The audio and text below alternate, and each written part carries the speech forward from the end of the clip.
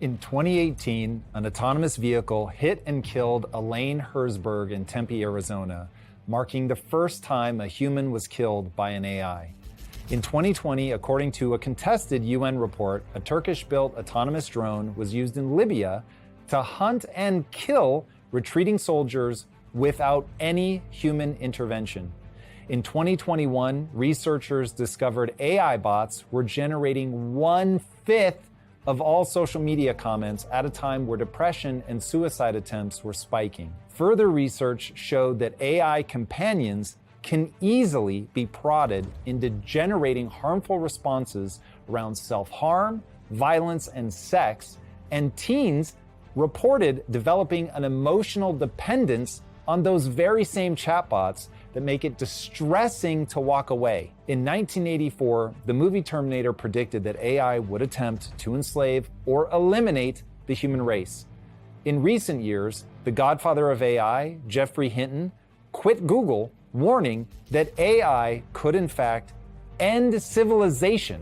And in Time magazine, Eliezer Yudkowsky, one of the field's most respected thinkers, said in no uncertain terms that we're all going to die if AI continues unchecked. People's anxiety levels are understandably dialed to 11 when it comes to AI. The truth is, the risks really are staggering. We're talking about machines that may one day possess superhuman intelligence and that have already taken human life and will undoubtedly do so again in the future. Algorithms amplify negative content and whisper into the ears of children, and experts at the very top of the field are screaming as loudly as they can that this technology could end all human life. If you're feeling unnerved, good, you should be. But AI is not going away, and panicking is the only thing that is guaranteed to make things worse. The future is not certain, it's probabilistic. And what we're going to cover today in 4 critical parts are the dangers and the code for how we tip the odds in our favor that AI saves far more lives than it takes. For people who are convinced AI is catastrophic, parts 1 and 2 are for you. You're gonna feel very seen. But if you wanna know how you can make it work for you, make sure you don't skip part 4. As always, that's the playbook for how to win. All right, if you're not yet terrified of AI, welcome to part 1. Many experts believe AI will end humanity. In a 2014 talk at MIT, Elon Musk likened AI to a demon summoning circle. He said, and I quote, "In all of those stories, there's a guy with a pentagram and holy water, and he's sure he can control the demon, but it doesn't work out." And that's why in 2023, Elon, along with over 1,000 AI experts, signed an open letter calling for an immediate pause in advanced AI development. And that's why Stuart Russell, one of the world's leading AI researchers, has warned without proper controls, we are creating entities that could decide human survival is not in their best interest. That's also why former Google executive Mo Gadot said flatly that AI has already developed a form of consciousness and that humanity is playing with fire. Even Henry Kissinger, yes, the same Henry Kissinger who spent decades at the heart of US foreign policy, wrote in The Atlantic that AI could bring an end to the very concept of human dominance. And here's the bad news. That AI development pause never happened. Instead, Elon now owns one of the largest AI companies in the world. And when asked about his sudden shift, he said he's become fatalistic about AI. He recognizes that it is going to happen, and his only hope is to be at the forefront of its creation. What all of the AI experts are rightly worried about is something called alignment. Namely, that if AI becomes super intelligent, it will be able to do to us what we've been able to do to every other creature on planet Earth. Enslave and or kill them en masse. So we have to make sure that our desires are aligned with the AI's goals. Here's the simplest way to think about it. If a system more intelligent than us is given a goal that isn't perfectly in line with human survival, it may eventually decide we're unnecessary, or worse, that we're in the way. And before you dismiss this as science fiction, let's look at the evidence we already have. In 2023, researchers at OpenAI ran a test on GPT-4. The model was tasked with solving a CAPTCHA, something it wasn't supposed to be able to do. So what did it do? It went to TaskRabbit, hired a human, and when the human worker asked if it was a bot, GPT-4 just lied. It claimed to be a visually impaired person who needed help seeing the image. That is deception. Intentional, goal-directed lying in order to bypass a safeguard humans had put in place. Other labs have found similar behaviors.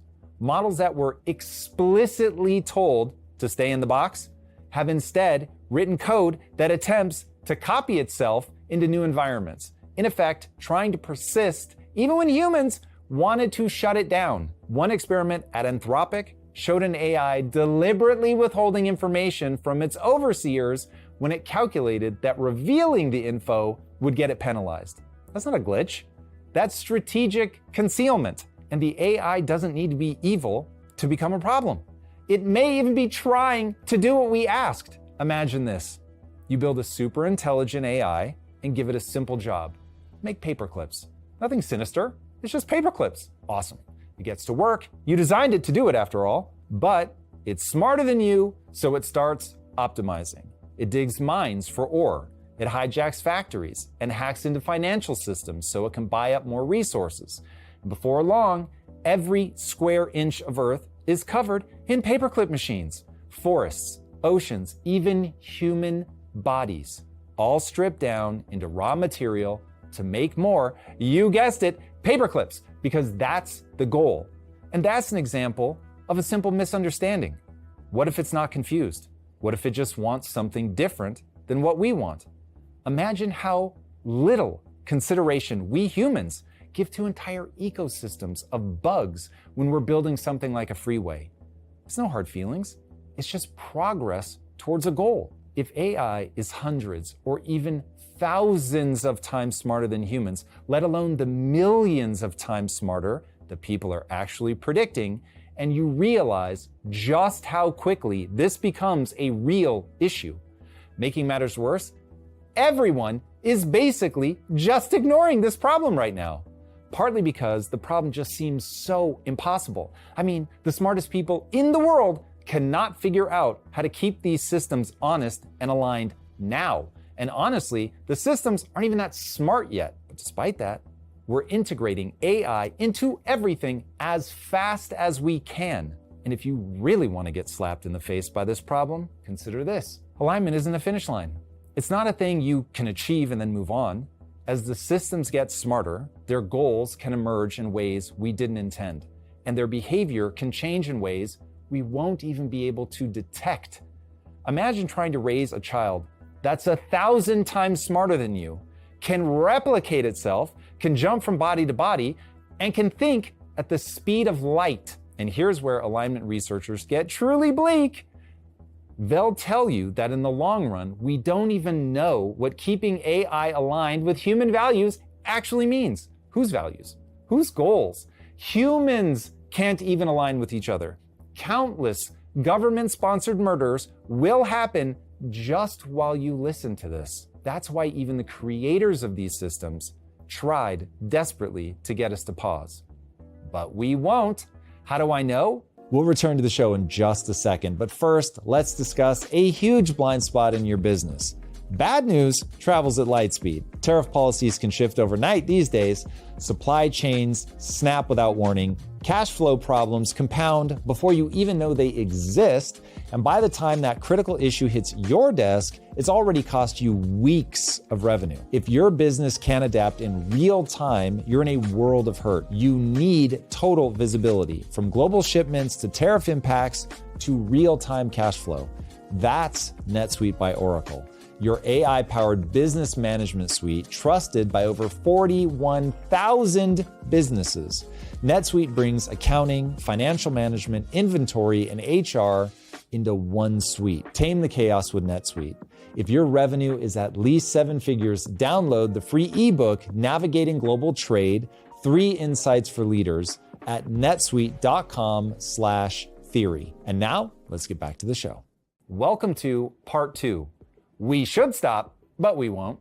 The first nuclear test in 1945 carried a non-zero chance of igniting Earth's entire atmosphere and killing every living thing on the planet. Scientists did it anyway. During the Cold War, both the US and the Soviet Union built hydrogen bombs thousands of times more powerful than the bomb used in Hiroshima.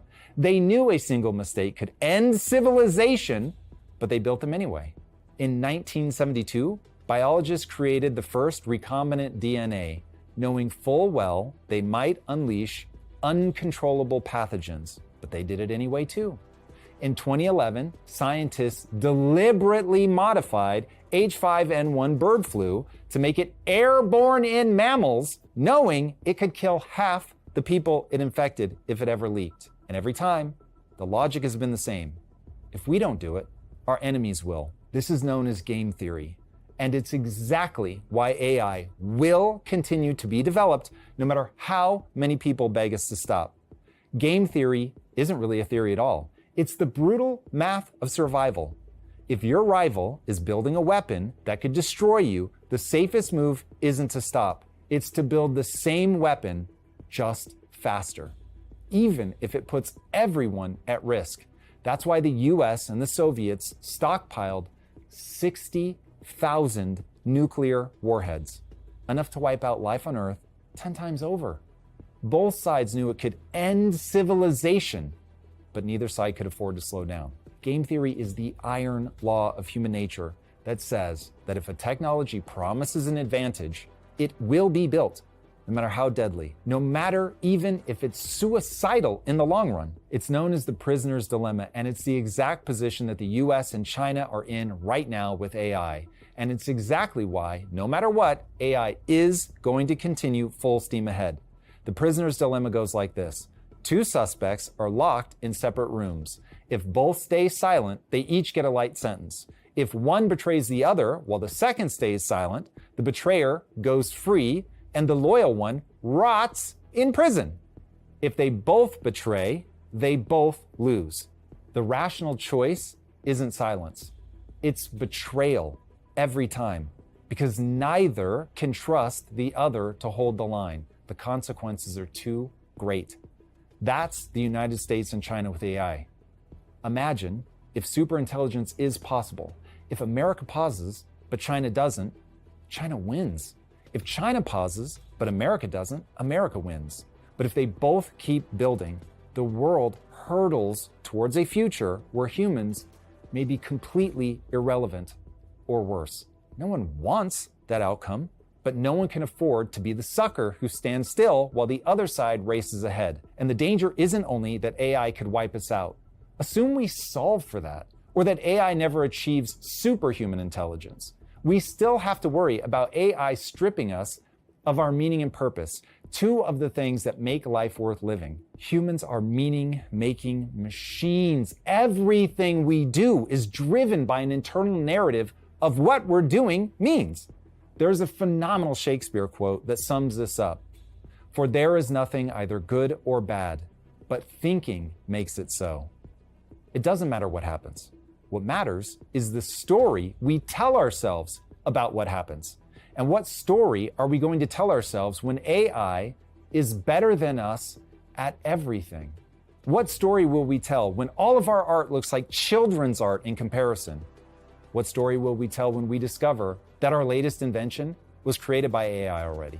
What will happen to our collective spirit when nothing we do, make, or build is in any way necessary? What are we at that point other than pets of the machine? Ted Kaczynski, the Unabomber, spent decades trying to kill his way out of that future.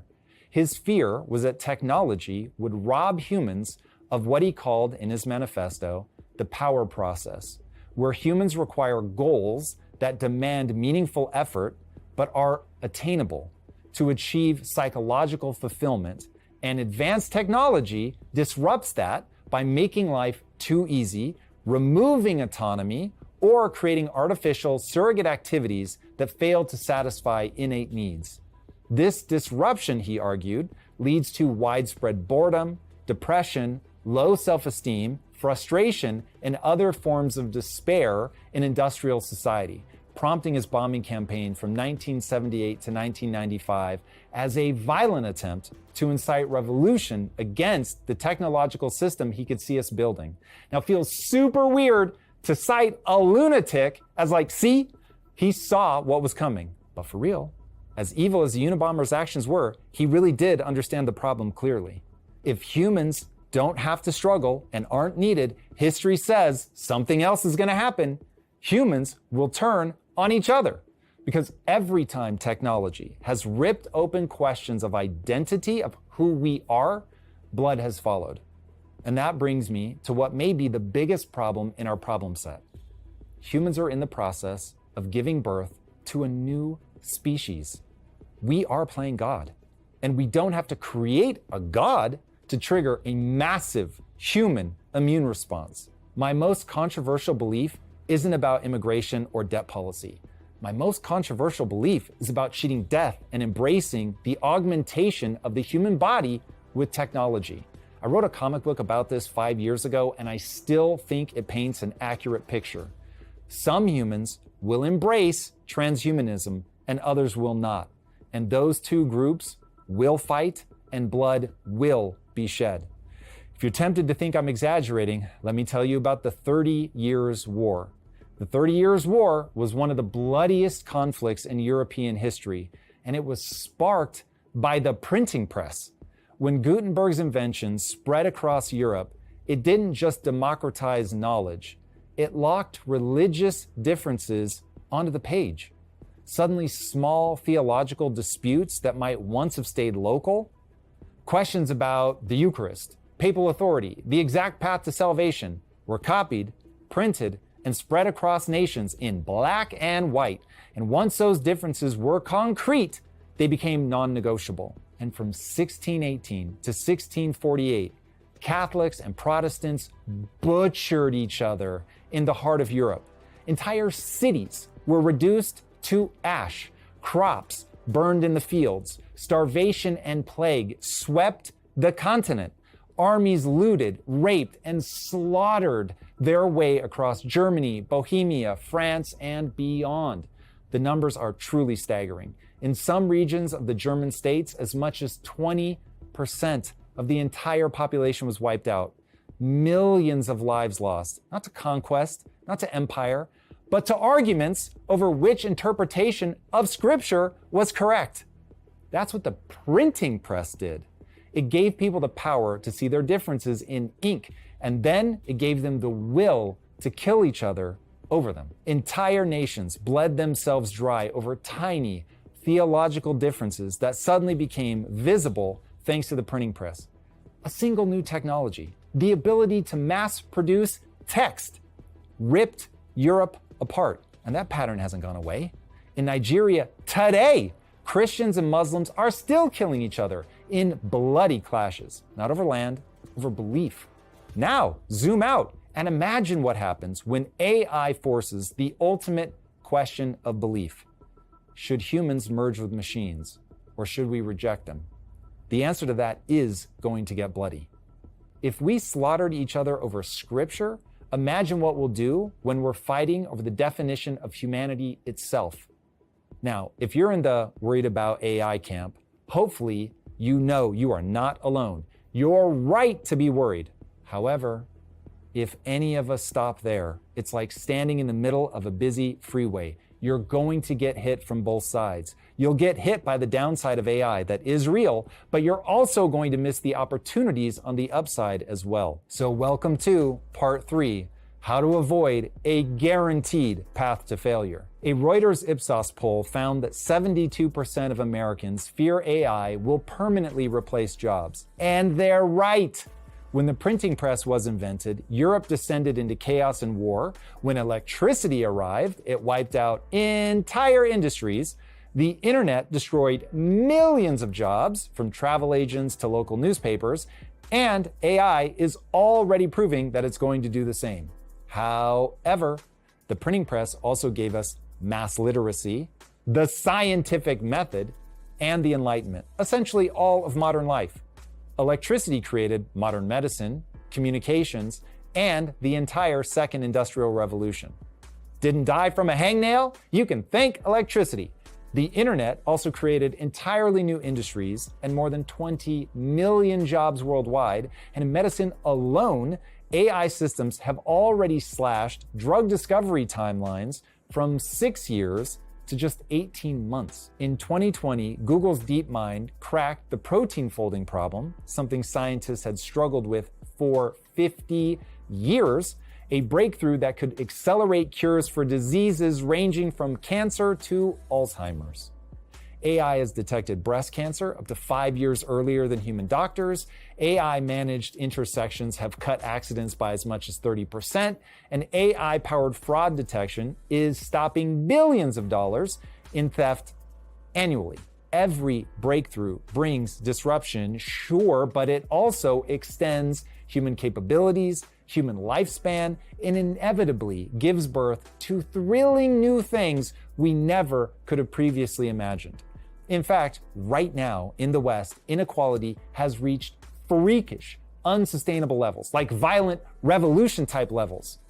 And the thing almost nobody can see through the fog of AI fear is that as we speak, it's AI that is actually reducing that inequality.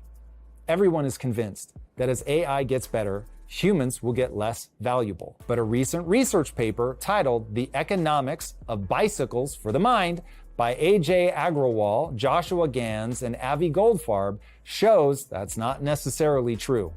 The key is to understand the different types of work. As outlined in the paper, cognitive labor itself needs to be split into 3 parts. 1, implementation, so doing the task. 2, opportunity judgment, aka identifying areas for improvement. And 3, payoff judgment, knowing what things actually matter. AI is exceedingly good at implementation. That's why a junior dev can suddenly code like a mid-level dev if you let them use Cursor. Or a newbie designer can mock up a dozen pro-grade comps in minutes with Midjourney. But here's the flip side.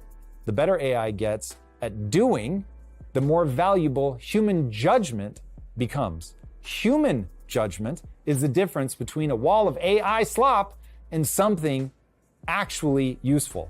Knowing which design to pursue, when to iterate to make it better, and how, and being able to identify what the client is actually looking for. That's where humans come in. Strangely enough, computers actually helped widen wage gaps, but AI is now narrowing them. According to Agrawal et al.'s paper, this is because when implementation abilities get boosted, creators who were previously struggling get the biggest lift. Experts, on the other hand, show less improvement because AI merely matches the outputs that they were already able to achieve. So while they may get faster, the quality of their best output remains roughly the same. Therefore, inequality of output is reduced between the two groups. So as implementation costs go to roughly 0 and anyone can code, design, and analyze, the zone of competition is reduced entirely to judgment. The theory is that as AI models improve, full automation becomes less likely because automated systems have fixed judgment, whereas humans can adapt in real time in a way that a fixed AI system cannot. This lends credence to the idea that as AI scales in capabilities and adoption, humans will move into a new role, but AI will remain a tool. At least for the foreseeable future, instead of creating an overlord, AI will usher in a shift similar to what we saw during the Industrial Revolution. The people who are only good at the doing will be replaced by machines, as the machines will be able to make things far faster and at higher quality than humans. But the people who are good at knowing what thing to make and how to improve the machine's output, they'll be worth their weight in gold. Instead of the blanket AI will replace humans, The paper draws the conclusion that it will look more like the following rule of thumb. If the task is highly predictable, it will be automated by AI. If the task has high judgment needs, a human plus AI will be needed. And if the task is high stakes, a human plus AI for sure will be used. So our future is not best understood as AI is going to replace humans. It's best understood as asking, how do I develop keen enough judgment that I can ride increasingly powerful AI bicycles for the mind? If you allow fear to paralyze you, you're going to emotionally shut down and miss that opportunity. Plus, with the rapid advancements in areas like healthcare, odds are that AI saves far more lives than it will ever take. That's not to diminish the tragedy of every life lost and the absolute horror of what it must feel like to lose someone to a decision-making bot.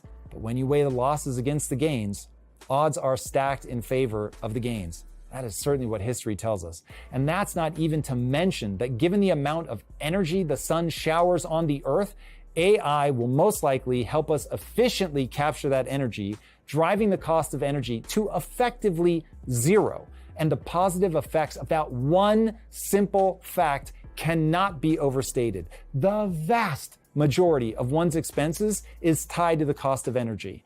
That's why oil prices so directly impact the cost of living. If you drive down the cost of energy, which AI will inevitably do, you will make everyone richer without exception. Now, that does not solve the psychological problems of inequality, but it eliminates the real world effects of poverty. We will still have spiritual needs, but we will no longer have material needs. Imagine that. And that brings us to part 4, the playbook for thriving in the age of AI. In 2023, Meta offered one of the world's top AI researchers $1 billion compensation package, proof that mastering these tools is the most valuable skill on earth right now. Freelancers with AI skills on Upwork now earn 40% more than their peers. AI native startups like Jasper and Synthesia scaled to over $100 million in annual revenue in less than 3 years. Investors who put just $1,000 into Nvidia stock in January of 2023 saw it grow to more than $3,000 by the end of the year, powered almost entirely by AI demand. And despite the hype about AI killing jobs, studies show call center workers with AI co-pilots handle queries 35% faster, with the biggest gains going to the least experienced reps. The people who master AI don't get replaced. They get leverage. The money, the jobs, the breakthroughs, they're already happening. And the gap between those who lean in and those who freeze up is widening by the day. So step 1 in the playbook isn't technical at all, it's mental. You've got to reorient your mindset. If you believe you can't get better, you won't.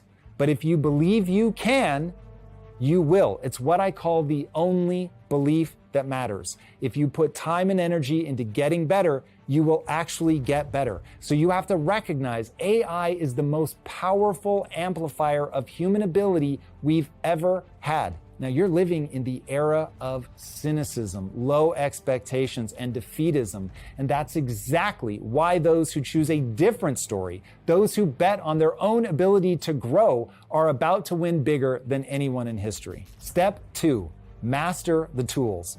Don't fear ChatGPT, Midjourney, or Claude, because the people who do are already getting replaced by the ones who are using them. Imagine during the Industrial Revolution trying to outproduce a factory with your bare hands. It's never going to happen. History bears that out time and again. The same is true now for the AI revolution. If you're trying to outpace AI without AI, you're going to lose. While change may be deeply uncomfortable, anyone who insists on fighting against the adoption of AI will simply get swept away by the tides of change. And tools are only going to get more powerful over time. So if it feels like right now it's worth fighting against, believe me, it will be self-evidently ridiculous within 2 years. And by then, you're going to be years behind the early adopters. AI is the new literacy. If you can't read, you will lose to those who can. The internet minted millionaires out of kids in dorm rooms.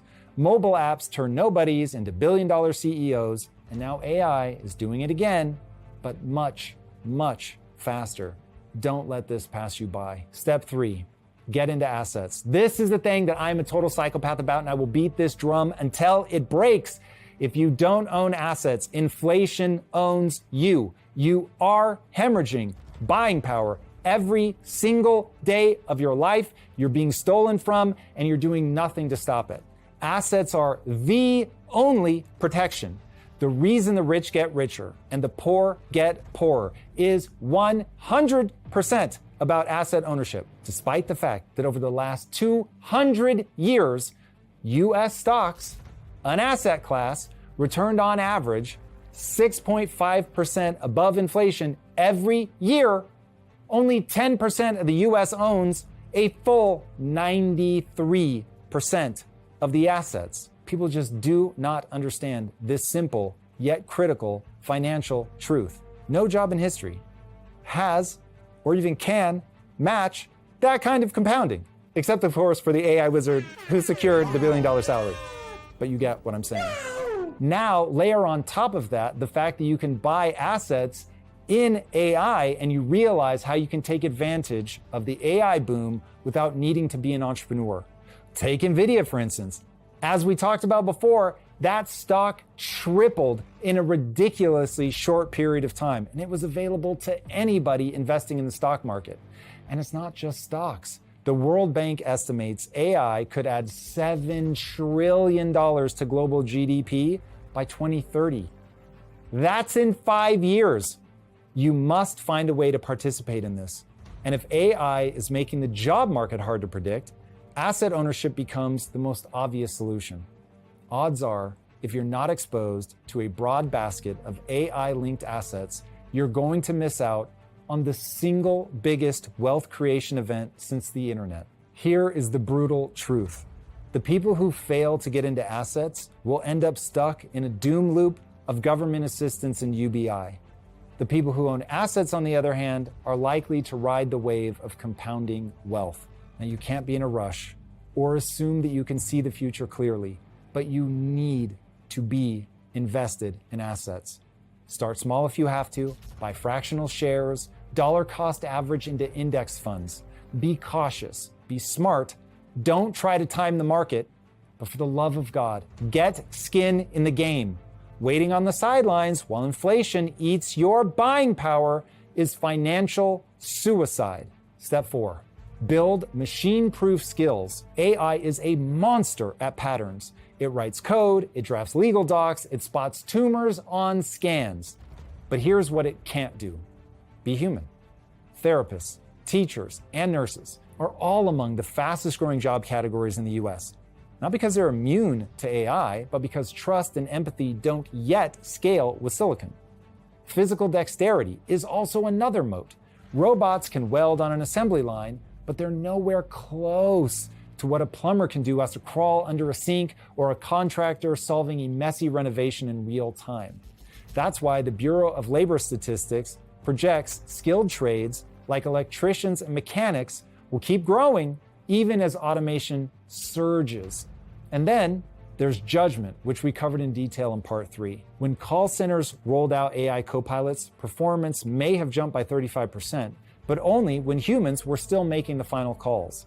AI is great at generating outputs as instructed, but humans remain the undisputed heavyweight champion of knowing what should actually be output in the first place. Even in creativity, proof of humanity has massive value. Concert tickets, original art, live performances. People are still willing to pay for that uniquely human spark that machines cannot yet replicate. The key to thriving in the AI age isn't to try to out-AI AI. The key is to be more human than AI will ever be able to be. So double down on what machines can't touch. Trust, empathy, dexterity, judgment, and the human drive for meaning and connection. Step 5, stay calm in the raging sea of change. Humans are prone to panic. We are wired to identify problems over promise. That's why if it bleeds, it leads, and why doom headlines get all the clicks on YouTube. But panic is the only strategy that has a 100% failure rate. I always tell young entrepreneurs, while it's true that only the paranoid survive, if you rehearse failure, you're going to fail. You need to plan for success, not what you'll do when you succeed. That's hubris. But what you're going to do to succeed. What's the path? Because you're going to need to build that path. And to do that, you have to stay calm and believe that success is indeed possible. Fear makes you freeze, and freezing stops you from using the only belief that matters. The goal right now is to learn and be at the cutting edge. Know more about the topic than anyone else in the room, and you will outperform everyone you know. That's always the case. The people who win are the ones who lean in, adapt, and master the tools. And that's why, in conclusion, I will just say this. AI is almost certainly the most dangerous technology that humans have ever played with, and I'm talking about including nuclear weapons. Thinking of it as a summoning circle is a very apt metaphor, but I think calling it a demon summoning circle will cause us to miss the opportunity and prepare for failure rather than building the path to success. Remember, even the guy who called it a demon summoning circle is now arguably the most prolific master of AI, because that's the right answer. AI is going to happen. Live under no illusion to the contrary. And given that, mastery is the only logical path. Yes, AI has already killed, and it will kill again. And the experts who say it could kill us all should not be ignored. Truly, only the paranoid are going to survive. But if history teaches us anything, it's this. Every great disruption, the printing press, electricity, the internet, arrived with chaos in one hand and vast improvement in the other. To borrow from Matt Ridley in his book, The Rational Optimist, it does not make sense to look backwards at thousands of years of compounding progress and draw the conclusion that somehow tomorrow it all stops. AI won't help humans by accident, though. It will only help us if we keep our wits pointed at the right problems, find out a way to align it to our wants and needs, and refuse to be paralyzed by fear. Because when we do that, we eject out of the loop of progress and instead become fearful and attack each other. In a state of fear, humans are far more dangerous to each other than AI. And if we don't cooperate, AI will be used as a cudgel rather than a lever. As we look forward, we need to remember not just to restrain AI, but to point it at the things that will make life better for everyone. In the coming 10 to 15 years, what AI can do to further humanity will be limited effectively only by energy and compute. From radical life extension to the total eradication of poverty and disease, AI is poised to fast-track the age of abundance.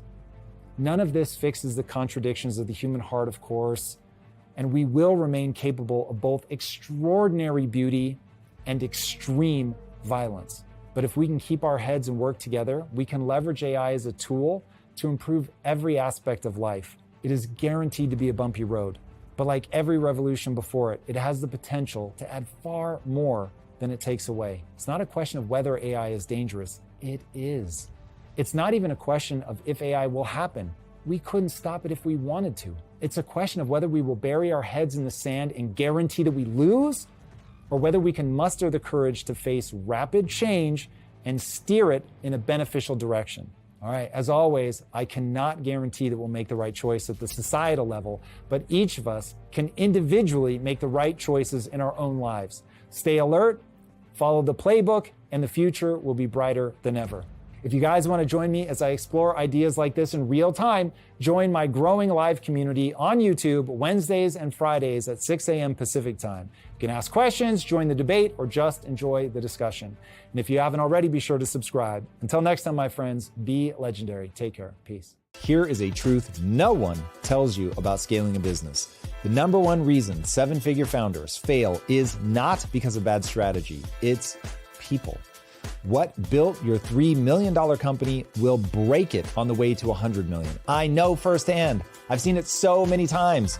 Your team cracks, politics creep in, your A players leave, and suddenly the company you fought to build out of nothing is stalling out. I co-founded Quest Nutrition and scaled it from $0 to $1 billion sale. I've conducted more than 1,600 interviews myself. And I'm telling you right now, most founders lose because they never build a real leadership operating system. That's why I'm hosting an exclusive workshop for founders doing $1 million or more in annual revenue. But if you're scaling fast and your team is starting to crack, this will save you years of pain. Click the link in the show notes, register for the workshop now, and I will see you guys there. If you like this conversation, check out this episode to learn more.